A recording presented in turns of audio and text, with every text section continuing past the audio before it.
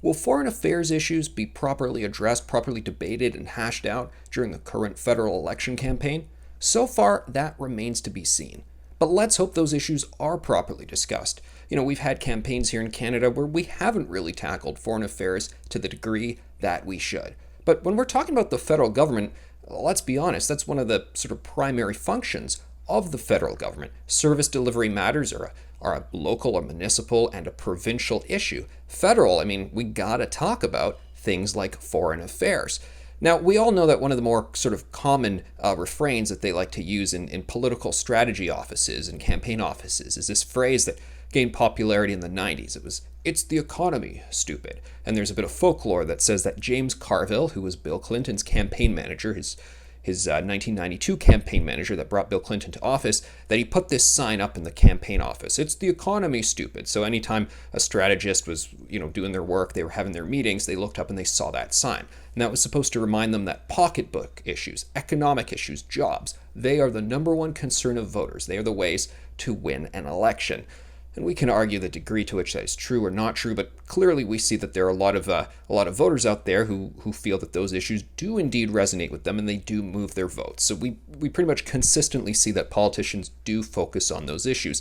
Aaron O'Toole is someone who has a lot to say about foreign policy issues and a lot of things that I think Canadians really need to consider and take seriously on foreign affairs, and they're in his platform, but the platform is very, very heavily weighted, at least in terms of the attention they draw to it, on the economic issues, the pocketbook issues. They call it the recovery plan, and they're very focused on economic recovery, jobs, and so forth. Fair enough, because we're just coming out of the pandemic where there's been a lot of economic challenges and some economic missteps on the part of Justin Trudeau. So that's why O'Toole is focusing on that classic James Carville strategy there, both because I think it's warranted based on the facts and what we're seeing, and because I'm sure strategically they feel that's the way to reach a lot of voters. But let's be honest, foreign affairs is such an important issue right now on a number of fronts. Did we expect that the Afghanistan issue would be so writ large as it is right now?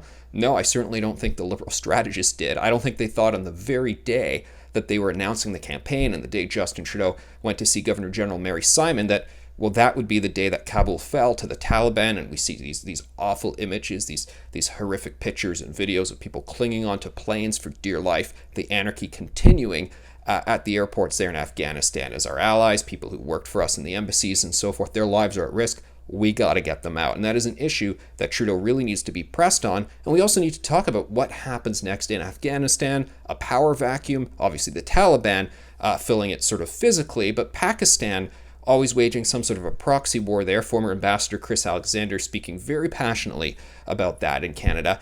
How are we going to deal with those issues? How is Canada on the world stage going to engage with those new dynamics in Afghanistan? Well, we got to talk about that because that stuff really matters. And the other big foreign affairs issue, of course, how to deal with China. Now, Aaron O'Toole and their platform, they talk about dealing with China a great deal and some interesting stuff that we have to pay attention to there. Justin Trudeau, well, he hasn't really managed the China file well, and there's been no resolution to Michael Kovrig and Michael Spavor, and in fact, that's worsened, obviously, just in recent months, so you can understand why Justin Trudeau would prefer to just step away from the foreign policy issues. But this should really be a foreign affairs matter. This should be an election where we talk about international matters as much as possible. So folks have to keep the heat on their candidates and of course on the leaders and encourage the media and the debate leaders to bring these issues to the fore. So foreign affairs really gets the serious discussion that it deserves.